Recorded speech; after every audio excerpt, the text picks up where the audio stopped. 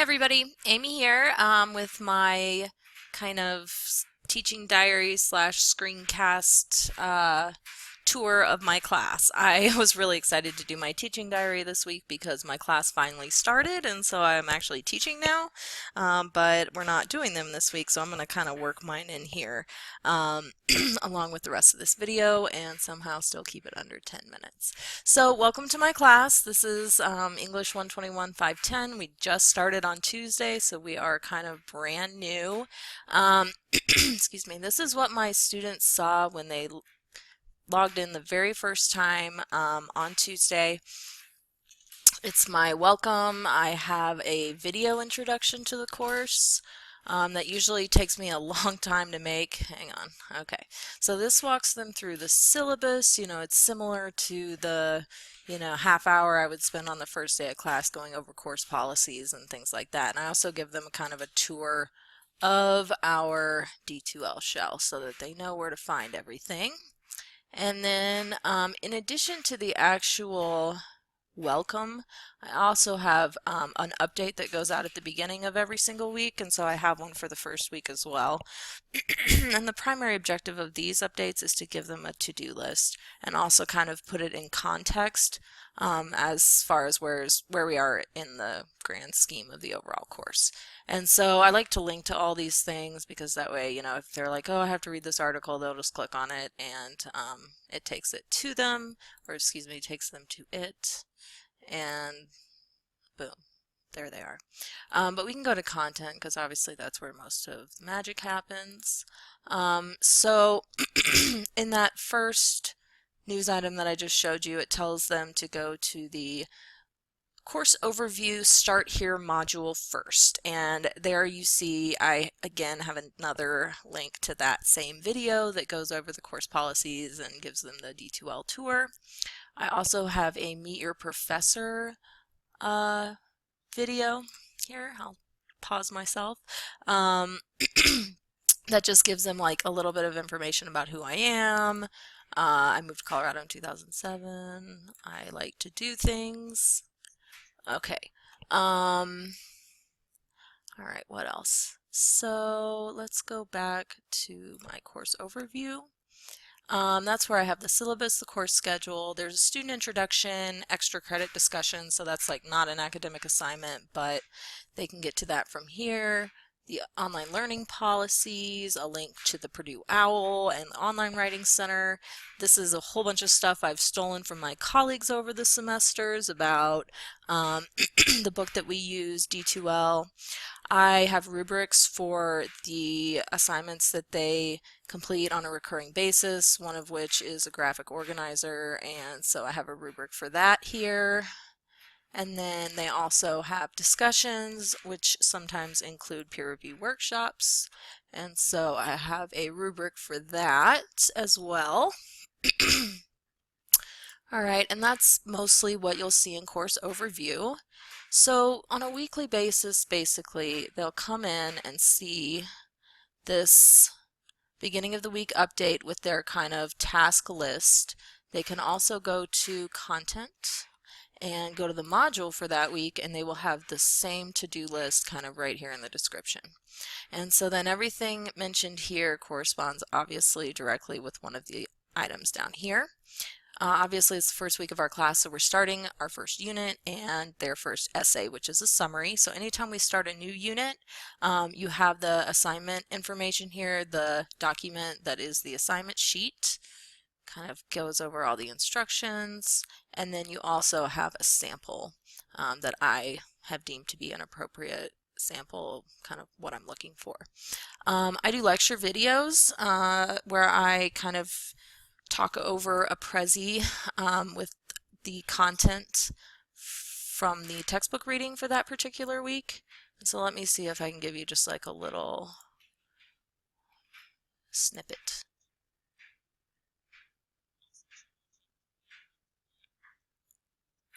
Okay, so that's just like you get the gist. So they'll have several of those every week. So, and then in addition to watching the lecture videos, they're supposed to read the corresponding chapters in the book and fill out those reading matrices that I mentioned earlier, which are the graphic organizers that they take notes on as they are reading. So they kind of download it, type their notes in there. Let me see. Boom, boom, boom, save it, upload it to a Dropbox. There's always a Dropbox. Sorry, I've got a bunch of stuff open here. What else do they see on a weekly basis? If they have any outside readings, those will be linked to with the homework. So they have an article to read here. Every week they have a discussion, and then we have a syllabus quiz starting out. There's also some like course evaluation stuff periodically or student success activities periodically that they might have under homework activities. And so this is typical for like the beginning of a unit. If we were wrapping up a unit, like week 4, I believe, you would also see a Dropbox for the previous essay in addition to the materials for the next essay. Let me give you a sense of how discussions work. I'm really OCD about this right here. I hate to have unread discussion posts. I always want it to be 0. And so that is something that I've struggled with as I've tried to keep my teaching hours under control. I did mention that I have a student introduction discussion that goes on in the first couple of weeks. I'm really OCD about this too. I try to get back to people. Well, for one thing, I respond to every single one of these because I just think it's really important for the introductions to say, yes, I do know you.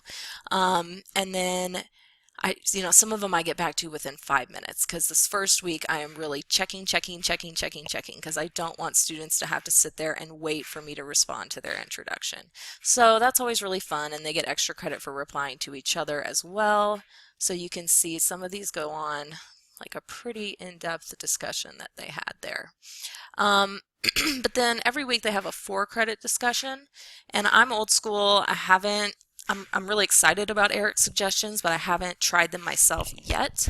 So the closest thing we have to open discussion is this general questions section, where students can just post like if they have any questions or concerns. We do get some good discussions in there sometimes, but it's not for points, and so they don't put a lot of effort into it. So these are more similar to the writing prompt discussions that I think Eric does. I really struggle with how to participate in discussions, and so I've tried a lot of different things. I do a midweek check-in and then an end-of-week kind of processing reflection. My students are required to post their original response to the prompt by Wednesday at midnight. They have to comment on 2 of their peers by Friday at midnight, and then they have to post a final reflection where they kind of synthesize the comments they received and what they saw in their peers' work. And so I check in after that original due date when they put their own work up there to make sure that there's no major misconceptions that I need to correct, and then obviously afterwards I comment on the entire discussion. And so here's an example of a place where I just kind of skimmed it in the first couple of days and had a comment that I wanted to make. This isn't the same as like my midweek check-in or my end of week check-in. I used to put my midweek and end of week in the same place and just pin it, but since I've seen what Eric's doing, I'm considering just putting it in the news item, which is what I've done here, because I don't want students to miss that just because they didn't do the discussion. Because if they miss a discussion for that week, I want them to know. I want them to know they missed out on something. And so I can also address other things. Sometimes I'll address things in a more timely manner. If I think there's some information that they just absolutely need to have, I'll go ahead and post it. Like here, I was getting some questions about the reading matrix kind of right away in the first couple days, and I wanted to make sure that people weren't doing them with confusion about how they needed to be done. So I just kind of made a little video that kind of shows them my process of filling out the graphic organizer, which you can kind of see. And then I go over the rubric. And so this is an example of my midweek check-in.